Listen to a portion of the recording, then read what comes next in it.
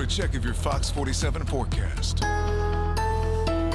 Fox 47 meteorologist Brian Bachman back with a look at your Wednesday evening forecast. So far, so good across our neighborhoods out there tonight, but the main wave of wintry mixed precipitation just a few more hours off here. There's a narrow band of some flurries trying to get going around the greater capital district up toward Portland and then back toward the east side of Stockbridge. Very little of that is reaching the ground because we have a lot of dry air in place and it's generally light, but it's a precursor of what's eventually going to start rolling in later tonight. We look at this scattered wave of snow, sleet, freezing rain, combination of all of those spanning from parts of northwestern Illinois through Indianapolis and then back into parts around Cincinnati and Dayton. All of this will continue to track northeastward, eventually arriving in our neighborhoods as we get closer to the 10 p.m. to midnight time frame, and then that'll persist for most of the overnight hours with those icy conditions steadily building.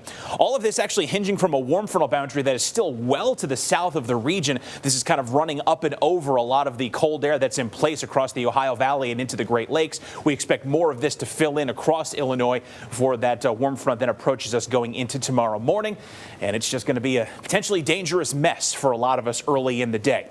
So walking you through the timing here as we advance toward the 8 p.m. time frame, can't rule out a couple of flurries trying to get going, but very little in the way of any substantial precipitation expected for the next 3 to 4 hours. Fast forward to 10 p.m. midnight, that's when that larger wave of widespread mixed precipitation comes on in.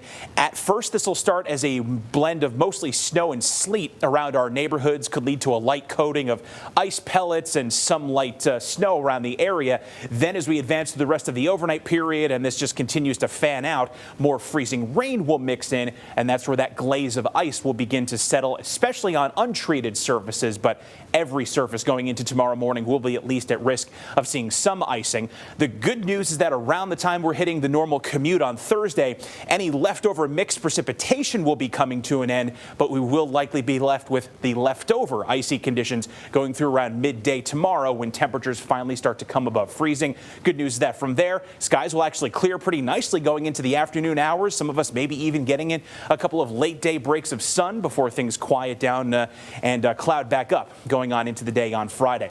As far as total ice accumulations, we've seen a little bit, thankfully, of a downward trend in the forecast for today, but still this 0.05 to 1/10 of an inch of ice that we expect across most of our neighborhoods could be enough to make for some very dangerous road conditions going into tomorrow morning. So don't take lower levels of ice lightly.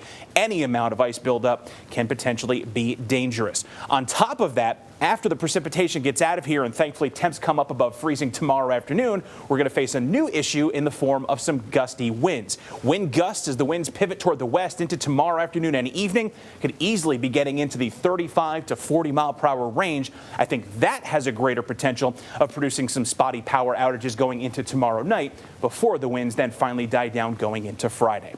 So again, for tonight, wintry mix and freezing rain developing predominantly after 10 p.m. Low temp around 23 degrees. We start off icy tomorrow morning, but then climb to 37 in the afternoon as the winds whip up. Quieter day on Friday, 26 the high. Another round of snow comes in for Saturday with a wintry mix to the south, and then some leftover snow showers possible Sunday morning as highs stabilize.